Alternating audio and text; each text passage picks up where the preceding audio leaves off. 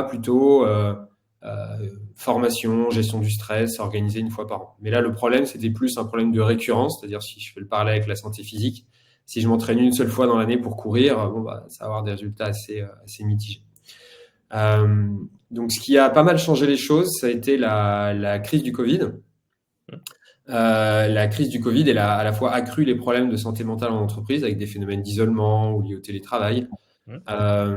Et elle a cassé le tabou en fait autour de cette thématique. On s'est enfin mis à parler de santé mentale au travail, à quantifier aussi le coût de la santé mentale, qui est important. Aujourd'hui, la santé mentale, le coût d'une santé mentale sous-optimale en entreprise, c'est à peu près 3 000 euros par an par salarié. Donc, on l'a mesuré aussi sur les arrêts de travail.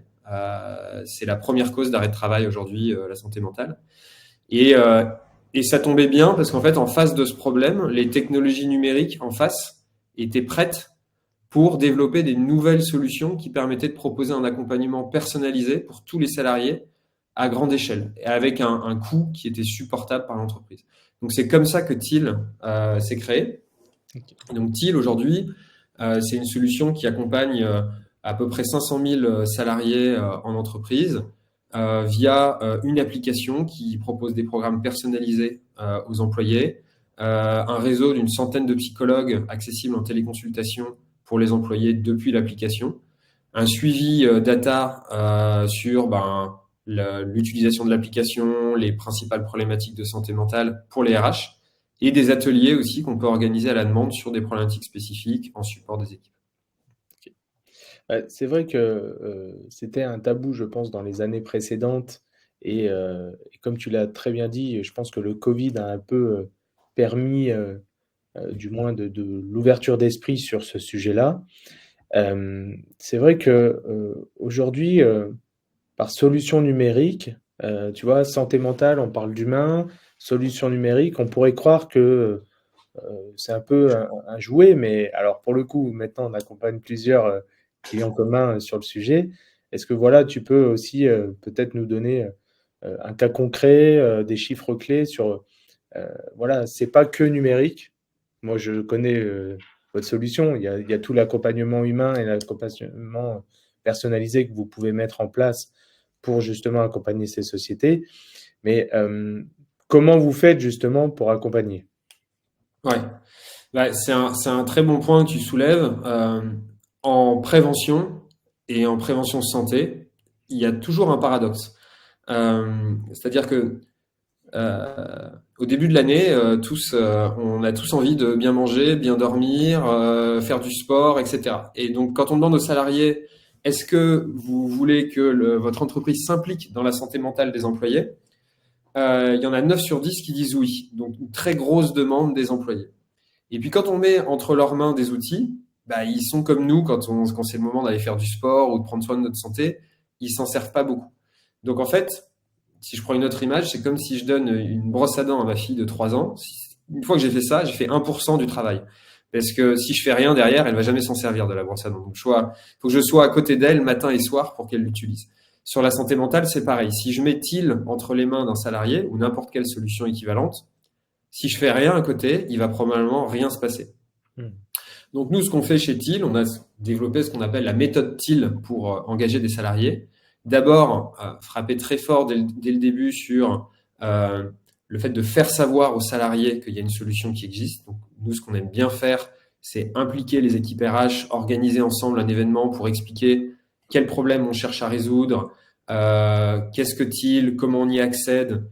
Et donc, évidemment, le numérique va servir là-dessus. On va organiser des webinaires, un peu comme celui d'aujourd'hui, mais avec les salariés pour leur expliquer ce qu'on fait. On va faire des campagnes d'invitation aussi par mail, mais il n'y a pas que le numérique. On va aussi faire des choses très concrètes, c'est-à-dire qu'on va mettre en place des affiches qu'on va confier aux équipes RH qui vont pouvoir les mettre dans l'entrée, dans l'ascenseur, à l'endroit où il y a la machine à café. On va se priver en fait d'aucun moyen pour que tout le monde sache dans l'entreprise que TIL existe.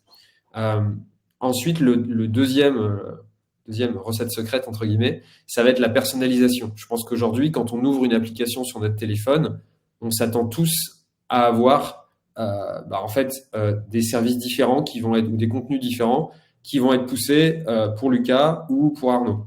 Et nous, on fait la même chose. Et ça suppose d'avoir une profondeur de catalogue en termes de contenu qui soit forte. Si j'ai que 10 contenus à proposer aux salariés que j'accompagne, au bout d'un moment, ils vont tourner en rond. Si j'en ai 1000, et c'est le cas de Thiel, parce qu'on a aujourd'hui développé le catalogue de contenu le plus large en Europe, et je peux vraiment m'adapter aux problématiques des salariés. Donc la personnalisation, c'est la deuxième chose.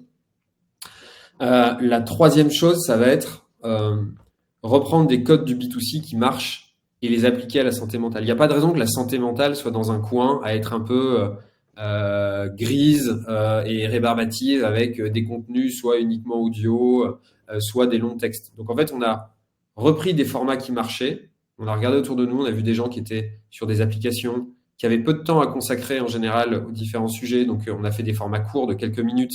On a vu que les gens aimaient le format vidéo, on a fait beaucoup de vidéos. On a vu que le format série, ça marchait bien, des petits épisodes de quelques minutes sur une même thématique. Donc le format roi aujourd'hui chez Thiel, c'est ça, c'est le format de quelques minutes en vidéo et qui génère beaucoup d'engagement.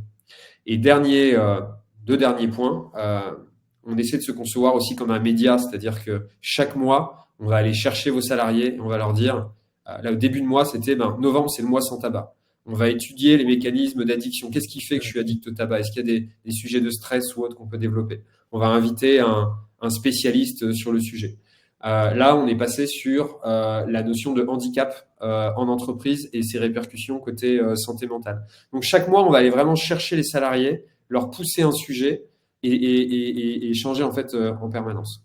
Et le dernier point, et là, c'est un travail conjoint avec les équipes RH, c'est qu'une fois qu'on arrive à engager les salariés sur notre application, il y a 45% des employés qu'on couvre qui utilisent l'application Thiel, on va pouvoir recueillir de la donnée, évidemment anonymisée, consolidée, et la partager avec les RH. Et c'est ça qui va nous permettre d'analyser en fait les chiffres d'engagement. Le 45% que je viens de citer, si ça se trouve, en fait, au siège, on est à 70%, mais la force de vente sur le terrain, elle est à 0%, parce qu'elle n'était pas là le jour du webinaire, elle a moins accès aux mails, etc. Et donc, on va concevoir trimestre par trimestre, avec un chargé de compte, des plans d'action qui vont pouvoir nous permettre d'aller grignoter chaque mois des points d'engagement en allant chercher les populations les moins engagées. Ouais, moi, je vais donner un cas qu'on connaît tous les deux. On accompagne un client à nous depuis maintenant 6 mois peut-être. Alors, 3-4 mois. Et c'est vrai qu'aujourd'hui, bon, pour le coup, ils ont un taux d'engagement assez poussé parce qu'on est à plus de 70%. Mais tu vois, si je dois résumer un peu ce que tu as dit, c'est moi, j'étais très surpris, pour être franc, de la possibilité de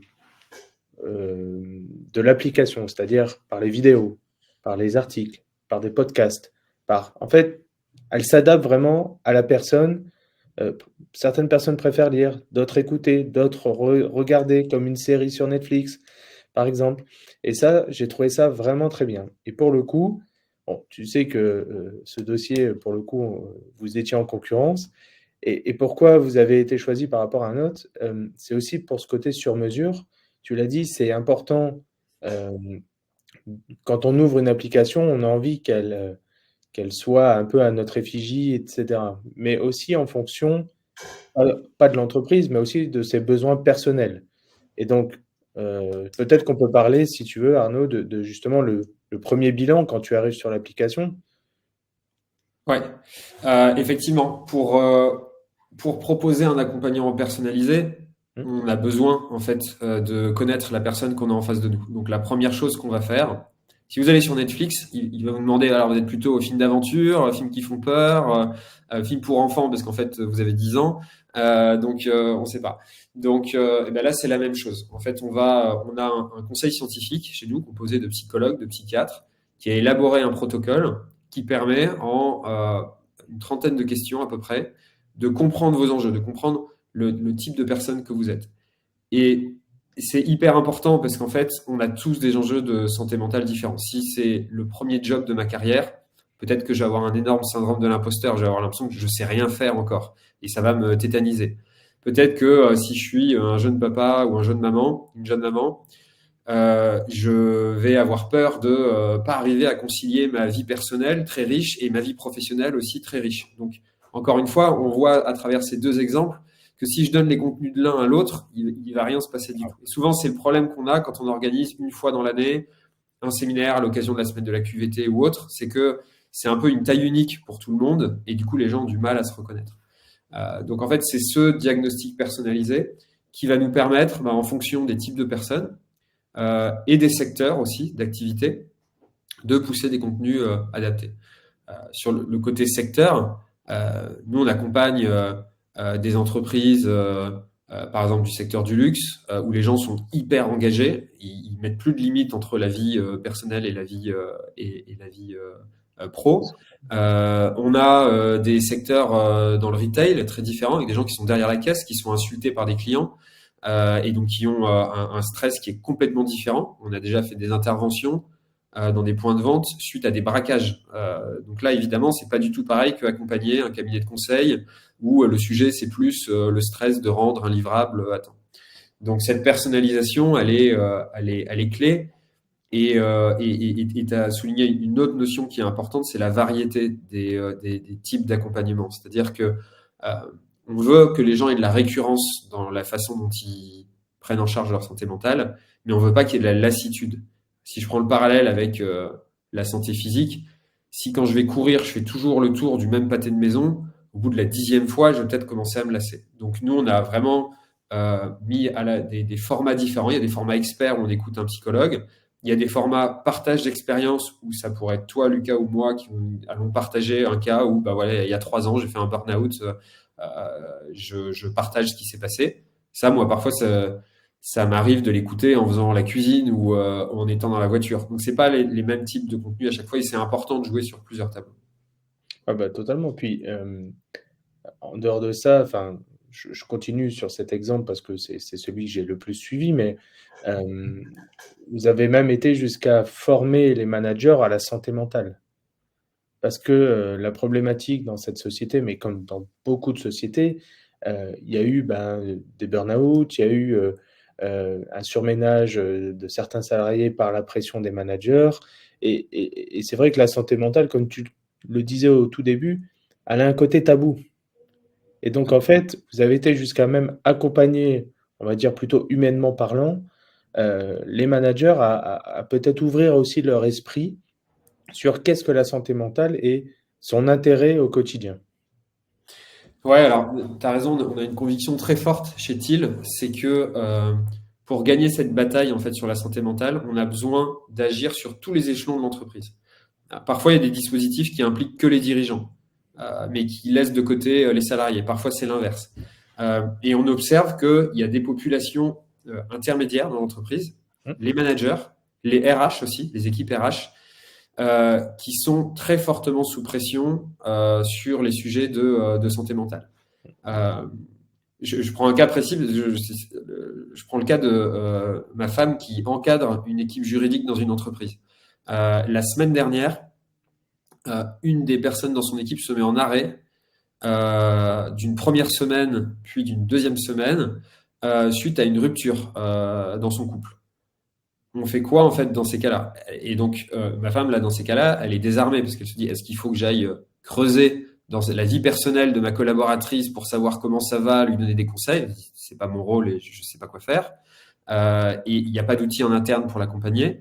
Donc en gros, nous, c'est là-dessus qu'on va accompagner aussi les managers qui souvent ont une double pression. Ils ont eux-mêmes des dirigeants au-dessus d'eux qui leur mettent de la pression et ils ont des salariés qui leur amènent aussi des sujets. Donc c'est ce qu'on appelle l'effet sandwich en fait, où le manager est entre les deux. Et on va les accompagner sur des sujets de jusqu'où je dois aller en fait dans l'accompagnement des salariés, quelles ressources je peux solliciter, comment je peux orienter les personnes de mon équipe. Donc effectivement, les managers, et on a lancé un programme dédié aux managers parce qu'on s'est aperçu que les enjeux étaient énormes pour cette population. Totalement. Puis c'est aussi eux qui passent le message aux équipes, donc c'est important, tu vois. Ça, c'est un peu une ligne directrice normale. Voilà. C'est ça, comme sur d'autres sujets, effectivement. Alors, est-ce que tu as donné quelques chiffres clés, Arnaud? Est-ce que tu en as d'autres à nous donner? Quand tu disais tout à l'heure que ça coûtait 3 000 €, L'absentéisme, est-ce que c'est quelqu'un qui est arrêté pour la santé mentale ou c'est aussi, par exemple, quelqu'un qui est, on parle souvent, tu sais, de personnes qui ne sont pas en arrêt de travail, mais qui restent dans l'entreprise, mais qui sont absents professionnellement parlant. Ouais, bah, c'est même le pire en fait. C'est-à-dire en fait le plus visible c'est l'absentéisme. C'est quantifié dans tous les sens, ça coûte de l'argent aux assureurs et aux entreprises via les mécanismes de prévoyance. C'est-à-dire que en général l'assureur revient l'année d'après en disant mais vous avez explosé vos taux d'absentéisme. Donc en fait au bout d'un moment il y a des déclencheurs qui amènent les assureurs à augmenter les primes à payer. Et l'absentéisme depuis plusieurs années, depuis la crise Covid, en fait, la santé mentale, c'est la première cause d'absentéisme. Donc au début, on pensait que c'était un effet Covid et que ça allait retomber. C'est pas le cas. Donc ça, c'est un premier sujet. C'est peut-être le plus visible. Quand une personne n'est plus là, on s'en aperçoit. La deuxième chose, c'est le turnover, c'est-à-dire des gens qui vont quitter l'entreprise parce qu'ils en peuvent plus. Alors, il y a un dicton qui dit on quitte pas une entreprise, on quitte un mauvais manager. Donc, est-ce que c'est le cas dans tous les cas? Je ne sais pas. Mais en tout cas, ça joue. Et ça, les gens soit vont déclarer qu'ils partent pour des problèmes, par exemple, de burn-out, soit ils vont donner une autre raison parce qu'ils n'ont pas spécialement envie de s'étendre sur leur santé mentale, mais ils partent quand même pour des sujets liés à la santé mentale. Et effectivement, comme tu dis, un gros sujet aussi, c'est des gens qui vont pas se mettre en arrêt, c'est des gens qui vont pas quitter l'entreprise, mais c'est des gens qui vont être à 50% de leur capacité, de leur productivité en entreprise. Ça se manifeste comment? Ça veut dire que si j'ai pas confiance en moi, ou si j'ai on me témoigne assez peu de reconnaissance, et ben je vais pas aller me battre pour défendre des initiatives et pousser des initiatives et chercher à changer l'entreprise en suivant mes convictions. Et on sait que c'est ça aujourd'hui qui amène surtout de l'impact en entreprise. Donc je vais me contenter de simplement faire mon travail au quotidien. C'est ce qu'on appelle le présentéisme, et ça a un impact fort aussi en termes de coût pour l'entreprise. Mmh. Ah ouais, ça c'est vraiment pas un fléau, mais on le voit quand même dans beaucoup d'entreprises aujourd'hui. Et certainement parce que ça reste encore tabou dans certaines entreprises ou du moins certains secteurs qui sont encore peut-être en pleine évolution aujourd'hui.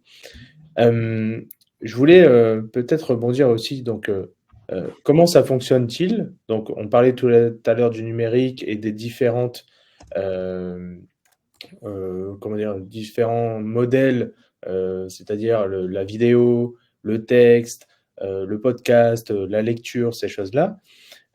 Mais concrètement, comment ça fonctionne? Ouais.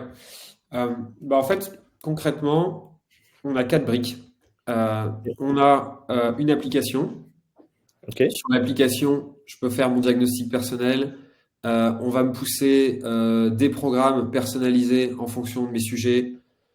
L'anxiété, le deuil, le syndrome de l'imposteur, la vie pro, la vie perso. Si je suis un salarié aidant aussi, ça c'est une grosse thématique. Comment je peux réussir à m'épanouir aussi professionnellement. Euh, Si les gens sont outillés, on va sensibiliser derrière pour savoir, vraiment pour faire connaître l'application.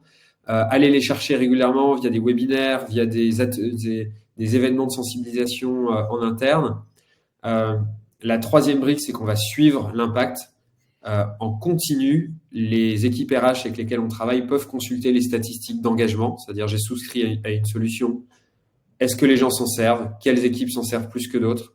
Et avec toute la segmentation qu'on peut apporter, est-ce que le bureau de Nancy se sert plus de l'application que celui de Marseille? Est-ce que les encadrants se sont saisis de l'outil plus que les non-encadrants? On peut répondre vraiment à toutes les segmentations souhaitées par les RH.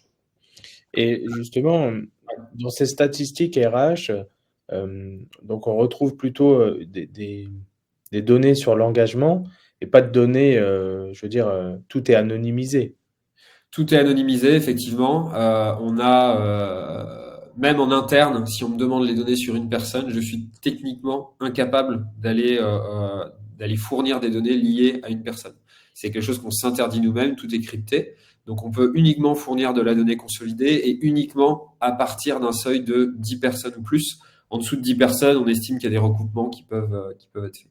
D'autant qu'effectivement, on analyse l'engagement, mais on analyse aussi les sujets de santé mentale, c'est-à-dire quels sont les sujets qui sont les plus consultés, qui sont les plus remontés par les employés.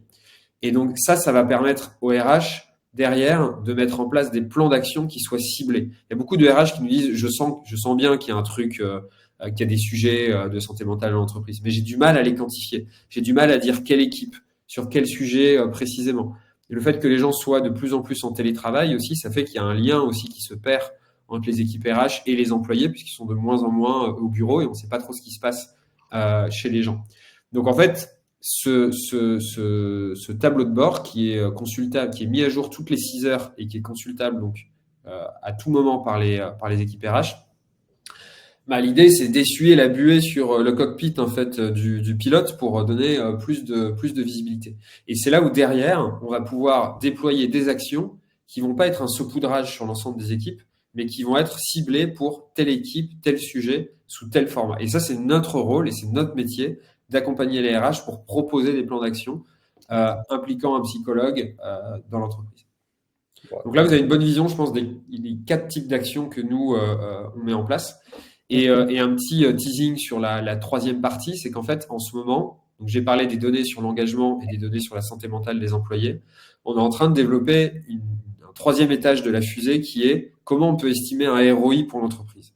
On sait que quand on est RH et que on propose à son comité de direction de déployer une nouvelle solution, le RH va souvent être challengé en disant c'est un coût là que tu nous amènes, quel retour sur investissement on peut avoir.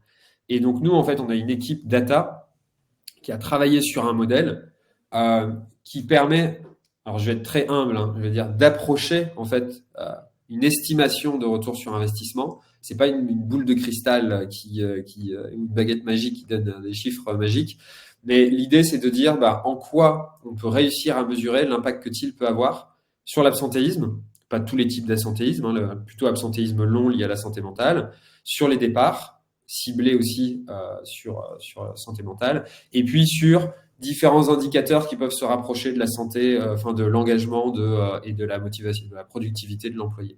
Donc en fait, ça va nous permettre ensuite d'avoir une estimation de ROI si on compare au coût de TIL par an et en fait de renforcer la position du RH face à son comité de direction. Totalement. Écoute, ça c'est super et ça devrait sortir pour quand? Là, on est en train de le tester avec 2 entreprises. Okay. Je pense qu'on va le tester sur quelques mois et courant 2025, à mon avis, fin premier semestre 2025, on devrait pouvoir commencer à le déployer sur l'ensemble de nos clients. Bon, écoute, c'est top. Merci beaucoup Arnaud pour cette présentation. On va passer plutôt maintenant aux questions-réponses. Moi, j'ai beaucoup de questions qui me reviennent de manière générale. Alors, pour les participants, n'hésitez pas à poser vos questions dans l'onglet spécifique pour les questions.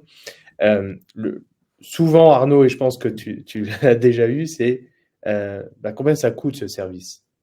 Ouais, quand on parle de ROI, c'est vrai que c'est bien de savoir d'où on part. On a une offre qui est assez modulaire. En fait, on a 2 offres. Une offre qui va être notre offre la plus complète, avec pas mal d'accompagnement humain, des sessions de consultation, de téléconsultation possibles entre les salariés et des psychologues. Donc, comme il y a de l'accompagnement humain, c'est une formule qui est un peu plus complète et un peu plus chère, versus la licence digitale, où là, en fait, il va y avoir un maximum, on va dire, de contenu disponible en libre service, d'automatisation, et donc c'est une licence qui est un peu plus compétitive en termes de prix. Donc ça, c'est la première chose, c'est qu'en fait, le prix dépend évidemment de qu'est-ce qu'on met dans l'offre, et en fait, tout le continuum entre la licence de gauche et celle de droite est possible, donc on s'adapte vraiment, c'est une offre à tiroir où on va s'adapter en fait à ce que demandent les entreprises. Et le deuxième point, qui est important aussi, c'est le nombre de salariés couverts. C'est-à-dire que nous, on a des coûts fixes, et plus il y a un nombre de salariés important, et plus on va les amortir. Donc, pour éviter de faire une réponse de Normand à ta question, et pour quand même donner des échelles, on va dire que pour une entreprise de quelques centaines entre 100 et quelques centaines de salariés, on va être à quelques euros par salarié par mois. C'est ça notre modèle économique, c'est que c'est des licences par salarié par mois. Et plus on avance, plus on ajoute des choses et plus l'entreprise est importante. Enfin, plus il y a de salariés et plus on va pouvoir avoir un prix par salarié compétitif. Donc là, en fait, on va descendre pour une entreprise de plusieurs milliers de salariés. On va plutôt être autour de 1 euro, voire moins par salarié par mois. Ok. Oui, après, ça dépend encore une fois de ce qu'on met dans l'offre, de la volumétrie. Ça reste logique, mais ça nous donne une idée. Donc, comme on le disait tout à l'heure, oui, c'est un coût, mais à mon sens, ça reste quand même quelque chose qui est abordable, surtout quand on voit ce que peut coûter l'absentéisme ou le présentéisme, notamment, ou le turnover, hein, complètement. On est en pleine phase c'est compliqué aujourd'hui pour les sociétés de recruter. Et j'ai dernièrement fait part à une réunion où le thème était justement comment fidéliser et conserver mes talents. Et c'est un vrai enjeu du quotidien aujourd'hui pour les sociétés. Deuxième petite question, c'est quand on met-il en place dans une société, combien de temps il faut euh, pour vraiment sentir une amélioration ou du moins, tu vois, déjà capter peut-être un bon nombre de personnes pour déjà ressentir voilà, ce bien-être que tu apportes aux salariés. Ouais. Alors, là encore, il n'y a pas de chiffres magiques, et c'est propre à chaque entreprise, mais on va dire que il y a une première phase de plusieurs mois, à peu près un semestre, où la bataille, c'est surtout celle de l'utilisation de l'outil. En Ok, fait, Euh, on n'est pas encore sur quelques mois à se dire on veut voir un impact direct sur la santé mentale des salariés. L'idée, c'est d'abord qu'ils utilisent l'application. Donc en général, il y a toujours une espèce de courbe où au début, il y a un fort taux d'utilisation parce qu'on a communiqué à fond sur l'application. Il y a un phénomène un peu de curiosité, c'est-à-dire les gens veulent voir ce à quoi ils ont droit, ils testent. Puis après, ils reviennent plus forcément ils reviennent pas toujours et ils peuvent ne pas revenir pendant plusieurs semaines. Donc, et c'est là en fait où tout le travail entre Thiel et l'équipe RH d'analyser quels sont les profils qui sont venus, quel contenu ils ont consulté, quels sont les sujets qu'ils ont remontés, va pouvoir être mis en place. Et en général, donc, il y a cette courbe en U, en fait, on est un peu dans le creux, et ensuite on remonte à partir de 2-3 mois pour atteindre un taux qui est un peu un taux de croisière au bout de 6-8 mois. Et donc là, c'est une fois qu'on a atteint ce taux que là, on va commencer à avoir de l'impact tangible, non plus seulement sur l'utilisation, mais sur le niveau de santé mentale des gens. Euh, ce que j'ai pas dit, c'est qu'on utilise tous nos contenus sont validés scientifiquement et répondent à une méthode en psychologie qui s'appelle les thérapies cognitives et comportementales. Donc derrière ce terme un peu technique, en fait, on a une méthode qui est la méthode en psychologie qui est la mieux validée scientifiquement, c'est-à-dire qu'il y a eu énormément d'études derrière qui ont validé que ça avait une efficacité. Donc ça, c'est le premier avantage. Et la deuxième chose, c'est qu'on est sur un type de ce qu'on appelle des thérapies brèves, c'est-à-dire qu'on veut avoir de l'impact assez rapidement. On n'a pas besoin de faire 3 ans de psychanalyse pour remonter à votre enfance et commencer à avoir un impact sur votre vie. En fait, c'est quelque chose qui est pragmatique et actionnable sous une échelle de quelques semaines. ok. Bah écoute, tu as répondu complètement à la question.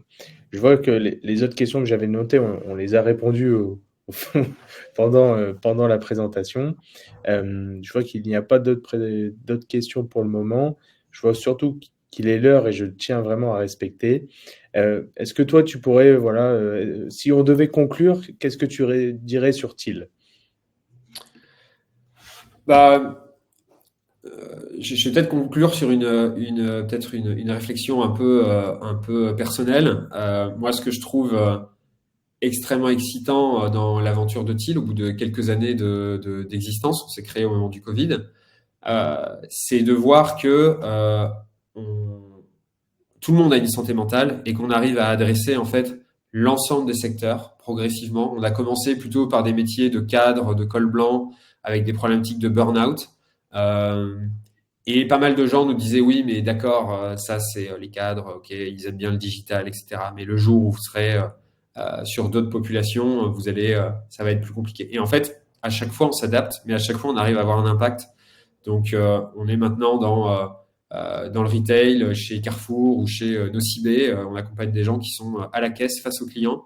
On est dans des entreprises industrielles comme Air Liquide, où on a des gens qui sont sur des chaînes industrielles. On commence à accompagner les étudiants. On parle beaucoup des étudiants. Vous avez vu que la santé mentale a été décrétée grande cause nationale par le gouvernement, notamment sur les étudiants. Donc, on a développé des formats en 3 minutes, hyper simples pour eux. Donc voilà, je pourrais citer plein d'exemples comme ça. Mais ce que je veux peut-être dire aux gens qui sont dans la pièce, c'est ne jamais en fait baisser les bras avant d'essayer face à un certain type de population en se disant bah, ils n'ont pas de téléphone ou ils n'aiment pas le digital ou ça va pas les intéresser. Parce que c'est notre métier en fait d'adapter nos contenus. C'est pas à eux de s'adapter en fait à l'accompagnement en santé mentale, c'est à nous de le faire. Donc bah, je serais ravi d'échanger avec les différentes personnes qui ont assisté à ce webinaire pour voir comment on peut s'adapter à leur situation, avoir de l'impact chez eux. Bon, eh ben, c'est parfait. Merci beaucoup Arnaud. Moi, je vais te remercier aussi pour le partenariat et à chaque fois la qualité de nos échanges. Et j'espère que ça intéressera beaucoup de personnes. Je te dis à très bientôt et je te souhaite une bonne journée. Salut Merci Arnaud. Lucas.